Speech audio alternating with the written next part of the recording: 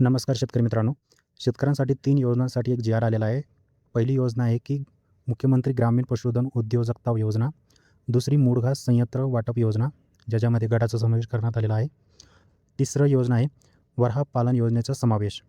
तर या तिन्ही योजनांबद्दल हा जी-आरमध्ये काय माहिती देण्यात आलेली आहे, ही सर्व माहिती तुम्हाला आजच्या या व्हिडिओमार्फत मी तुम्हाला स्टेप बाय स्टेप सगळी माहिती देणार आहे. तो व्हिडिओ मोस्ट इम्पॉर्टंट पूर्ण पहा.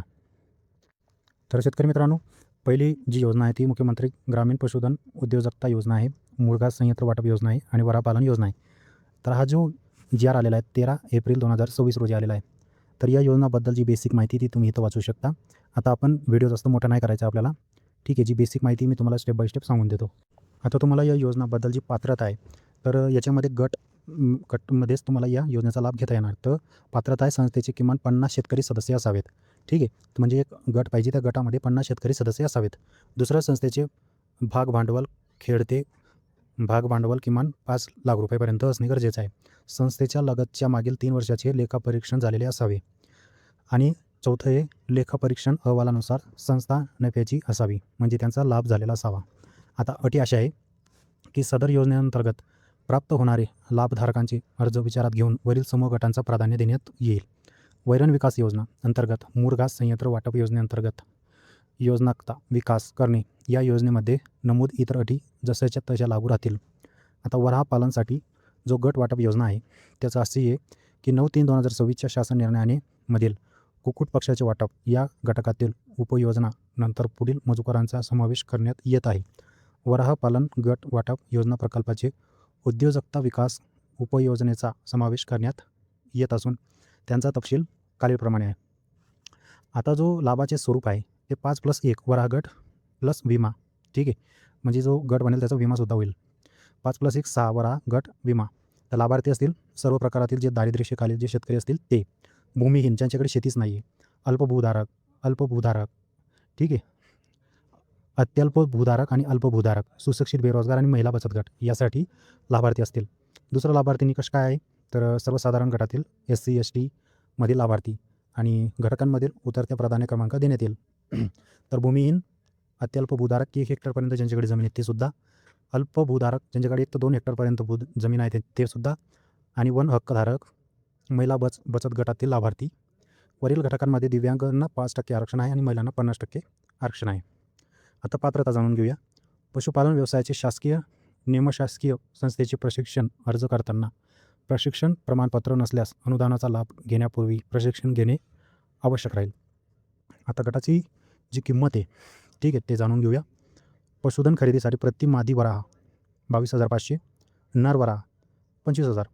विमा आहे त्यांचा 12.75% 3 वर्षासाठी.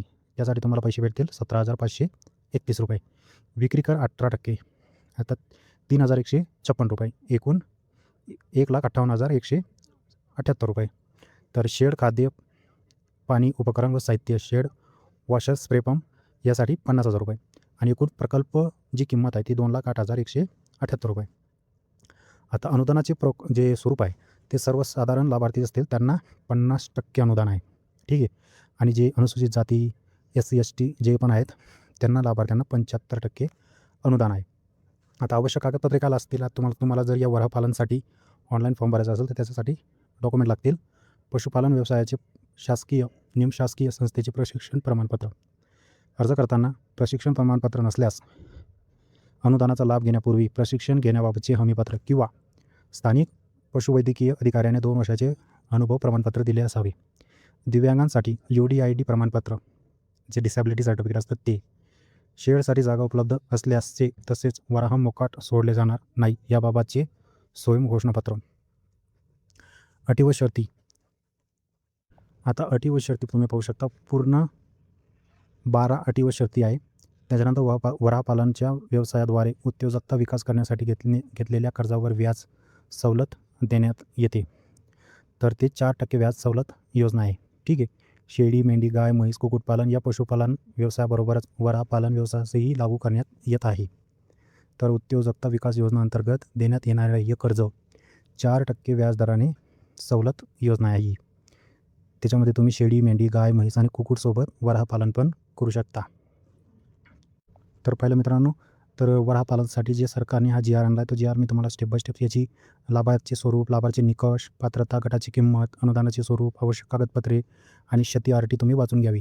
कारण की आपला व्हिडिओ खूप मोठा होऊन जाईल, कारण की पूर्ण 12 पॉईंट आहे. याच्यासाठी खूप टाईम लागू शकतो. किती टक्क्याने व्याज भेटेल, कुठले पशुपालनसोबत तुम्ही वराहपालन करू शकता, किती टक्क्याने व्याज भेटेल, सगळ्या गोष्टी तुम्हाला येथे दिलेल्या आहेत. तर तुम्ही जर इच्छुक असाल वराहपालनसाठी तर तुम्ही ऑनलाईन फॉर्म भरू शकता. तुमच्या जवळच्या जे मुख्यमंत्री ग्रामीण पशुधन उद्योजकता योजनेसाठी आणि मुरघा संयंत्र वाटप योजनाकरता आणि वराहपालन योजनाकरता कुठल्याही एका योजनेचा लाभ घेण्यात तुम्हाला घ्यायचा असेल तर तुम्ही यासाठी ऑनलाईन फॉर्म भरू शकता. तुम्हाला या योजनेचा लाभ घ्यायचा असेल तर तुम्ही ऑनलाईन किंवा ऑफलाईन यासाठी ऑनलाईन फॉर्म भरू शकता. जास्त अधिक माहितीसाठी तुम्ही मला कमेंटमध्ये विचारू शकता. भेटू आपण नवीन व्हिडिओसोबत. तोपर्यंत धन्यवाद. चॅनल सबस्क्राईब करून घ्या, फॉलो करून घ्या, जेणेकरून तुम्हाला अशीच माहिती पुढे पण भेटत राहील.